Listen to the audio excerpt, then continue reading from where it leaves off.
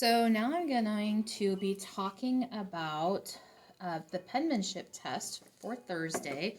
You might have noticed that I've got some music playing in the background. Sometimes I like to play some music in the background to for quiet moments like penmanship and things like that that don't require lots of thinking, but just enough to kind of make it so it's not quite so quiet in the classroom. So I like to play YouTube videos that are all instrumental, relaxing. This one is relaxing spring jazz, blues music, anything that's instrumental and you can't hear people singing is really good. Just be careful with commercial breaks in there. So I'm kind of watching it to make sure there's no commercial breaks on this one. So I'm showing here the penmanship test. It says writing test 32. And so some of these might be a little bit out of order when you get them. That's okay. Don't worry about that. I tell them name here. They can write the date. They don't have to. If you want your kiddo to write the date, by all means, go ahead and have them do it. This is what they're going to be copying onto these lines below. It says, for all have sinned, comma, and come short of the glory of God, period, Romans 3:23.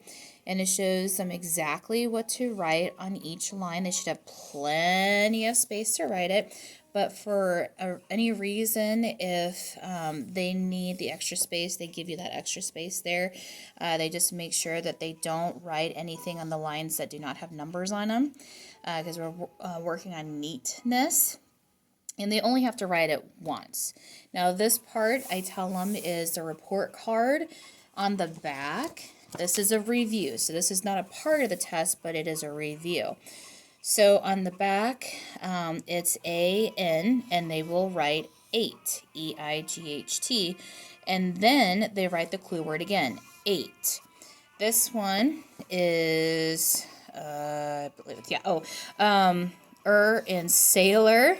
So it's in, and they write sailor, and they write sailor again, S-A-I-L-O-R, and of course they're writing it in cursive. Then in dollar, and they write dollar again, D-O-L-L-A-R. And so they trace that, they write the clue word, and then they write the clue word again.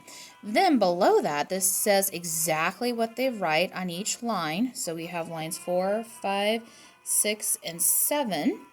And it says weight, doctor, color, caller, actor, pastor.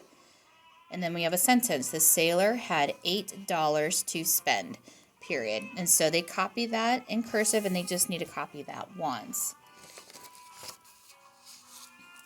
And that's it for penmanship.